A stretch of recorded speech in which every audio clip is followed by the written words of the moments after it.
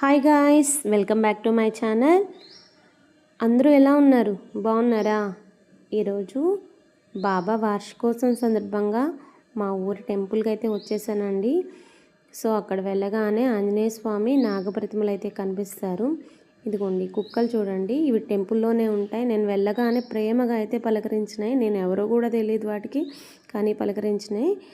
And మా ఊర్లో బాబానైతే చూసేసాయండి. Same షిరిడీలో అలానే నమూనాతో కట్టించారనమాట. చాలా బాగుండిద్ది. ఇక్కడ గురు పౌర్ణమి వార్షికోత్సవం విశేషంగా అయితే చేస్తారు.